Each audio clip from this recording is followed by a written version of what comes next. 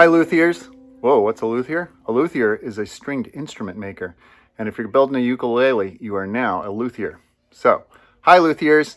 Before we start building the ukulele, it would be really helpful if you knew the parts of the ukulele. You got to know there's two main parts of the ukulele, the neck and the body. And there's 14 other parts that I have listed. Here we've got some of our homemade ukuleles. Box ukuleles. Doesn't matter what kind of ukulele is, they still have the same parts. So let's take a look at the obvious ones. I mentioned that the two main parts are the body and the neck. The neck has, starting at the top, the headstock. And on the headstock are the tuning pegs. And these tuning pegs are connected to the metal poles. And when you turn the tuning pegs, they change the pitch of the string. That's how you keep it in tune. This is the nut right here. The nut holds the strings in place at the top of the neck. If you look at the side of the neck, you'll see that it's got some different layers in here. Here's the main part of the neck back here, and it's been rounded, so it makes it easy to play. And the fretboard sits on top of the neck. And the fretboard holds these frets in place. And they're metal frets that you pound in.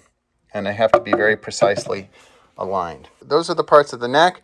The next is the body.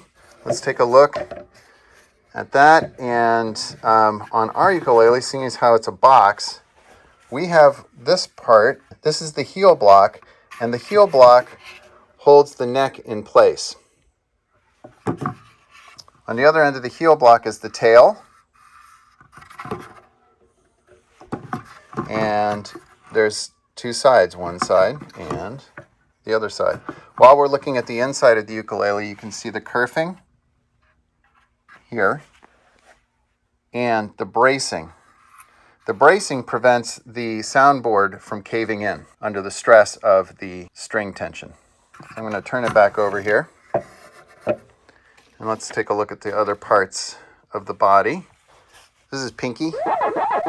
Pinky has a soundboard on top. Soundboard vibrates, makes it louder. Also has the backboard, which also vibrates, but doesn't have a fancy name. On the soundboard are the sound holes. So there's always some great debate about the shape of sound holes and what that means. We haven't found too much of a difference. Obviously, the sound holes cannot be too big because the soundboard needs to vibrate. So if your sound holes take up more space on the soundboard, then you won't have a soundboard to vibrate. This is the bridge. This holds the strings in place at the bottom. We've also got string holes here. And the strings that we use pass through here and catch inside so they don't pull through. Obviously, we have these strings. And I believe that's all the parts of the instrument.